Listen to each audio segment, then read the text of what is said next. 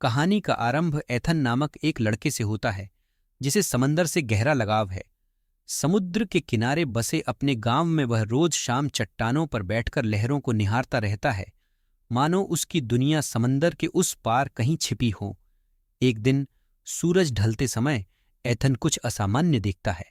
समुद्र के बीच एक रहस्यमय द्वीप अचानक प्रकट हो जाता है जो पहले कभी वहां नहीं था। गांव के मछुआरे इस द्वीप को शापित मानते हैं और वहां जाने से मना करते हैं, लेकिन एथन की साहसी प्रवृत्ति उसे इस द्वीप की ओर खींचती है। उसकी जिज्ञासा उसे एक अनजानी और भयावह यात्रा पर ले जाती है, जहां फुसफुसाहटें उसे बुलाने लगती हैं और द्वीप की अजीब ताकतें उसे घेर लेती हैं। एथन हमेशा से समंदर की ओर खिंचा चला आता था। उसका गांव समुद्र के किनारे बसा हुआ था और रोज स्कूल के बाद वह चट्टानों पर बैठकर दूर तक फैले समंदर को निहारता रहता था। एक दिन शाम को सूरज ढलने के समय उसने कुछ अजीब देखा, एक धुंधला सा द्वीप जो पहले कभी वहां नहीं था। एथन की जिज्ञासा बढ़ गई, कैसे एक द्वीप अचानक से प्रकट हो सकता है। गांव के मछुआरे इसे शापित कहते थे और बच्चों को वहां जाने से मना करते थे, लेकिन एथन अपने साहसी स्वभाव के चलते खुद जाकर उसे देखना चाहता था। अगले दिन सुबह उसने पुरानी नाव उठाई और द्वीप की ओर चल पड़ा। जैसे जैसे वह द्वीप के पास पहुंचता, हवा में एक अजीब सी ठंडक और चुप्पी फैलने लगी।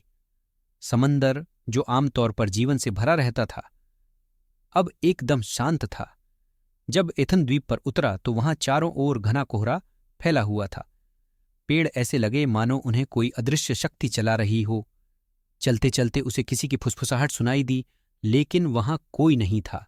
अचानक जमीन उसके नीचे हिलने लगी, जड़ें जमीन से बाहर निकल आईं और उसके पैरों को जकड़ने लगीं।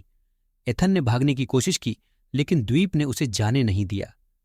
पेड़ और भी बड़े और भयावह हो गए, उनकी शाखाएं डरावने आकारों में बदलने लगीं और फुसफुसाहटें तेज होती गईं। उसका नाम लेकर उसे पुकारने लगीं, हम तुम्हारा इंतजार कर रहे थे। डर के मारे एथन भागने लगा। उसे एक छोटी सी जगह दिखाई दी जहां एक प्राचीन मंदिर खड़ा था। मंदिर के बीच में एक जलती हुई मोमबत्ती थी और सारी फुसफुसाहट उसी से आ रही थी। घबराते हुए एथन ने मोमबत्ती को बुझा दिया।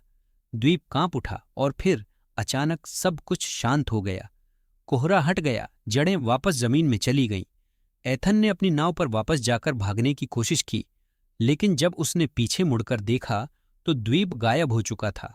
समंदर ने उसे निगल लिया था, पर वह जानता था कि यह आखिरी बार नहीं था जब उसने उन फुसफुसाहटों को सुना होगा।